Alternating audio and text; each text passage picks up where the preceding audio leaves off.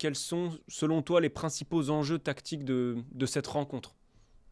Alors, les principaux enjeux, c'est déjà bonifier le ballon parce que le Borussia Dortmund est une équipe qui, justement, a une approche qui, pour moi, est un peu risquée. Bon, même si au match aller, enfin, lors de la première journée, ils avaient une approche assez sécuritaire, mais par contre, au match retour, sûrement conditionné par le fait qu'ils étaient déjà qualifiés, ils avaient été beaucoup plus, entre guillemets, agressifs dans cette idée d'aller chercher haut le PSG.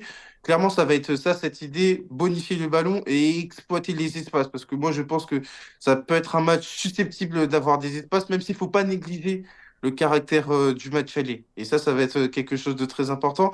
Ensuite, il y a un point qui va être très important, c'est comment le PSG va gérer notamment la capacité qu'a le Borussia Dortmund à mettre du nombre dans le dernier tir Ouais. adverse.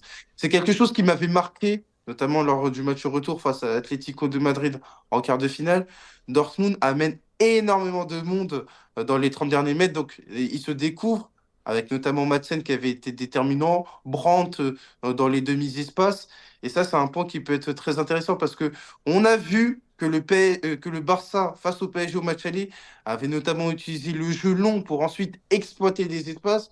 Le Borussia Dortmund, je ne pense pas qu'ils seront dans cette logique-là, c'est-à-dire s'appuyer que sur Füllkrug. Non, à côté de ça, ils vont essayer de mettre les latéraux très très haut, ils vont essayer de mettre Brandt dans les demi-espaces et forcer le PSG à reculer. Et si tu arrives à forcer le PSG à reculer, on sait que ça va renvoyer à quoi? Ça va renvoyer au fait que le PSG a une charnière centrale qui peut laisser des motifs d'inquiétude. Ouais, une charnière qui prend des buts, on va terminer là-dessus. Le PSG est à 6 matchs de suite en encaissant au moins un but, et ils en ont pris 9 sur leurs 5 derniers matchs. Est-ce que c'est un aspect qui t'inquiète ou est-ce qu'ils vont automatiquement élever le curseur en Ligue des Champions? C'est une inquiétude qui est légitime, très clairement, parce que même s'il y a une qualification contre le Barça, tu as quand même encaissé un but.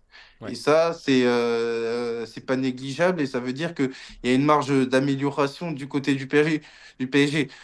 Marge d'amélioration qui est due au fait que si on se réfère à ce qui s'était passé au match retour face au Barça, la charnière Marquinhos-Lucas Hernandez, elle a très peu de vécu. Ouais. Précisément parce que Lucas Hernandez a été très longtemps latéral gauche parce que Nuno Mendes était absent. Marquinhos, à un moment, a été blessé. Lucas Hernandez a été blessé. Donc, il y a eu très peu de vécu commun.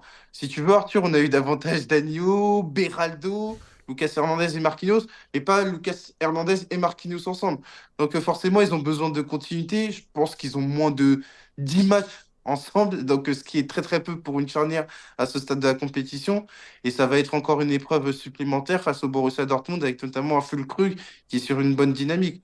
Donc logiquement, c'est un motif d'inquiétude pour le PSG. Et Luis Enrique, je pense qu'il en est conscient, mais il va quand même les responsabiliser et leur donner de la confiance en se disant que même si tu devais prendre un but, ce serait pas rédhibitoire sur la double confrontation, mais attention quand même.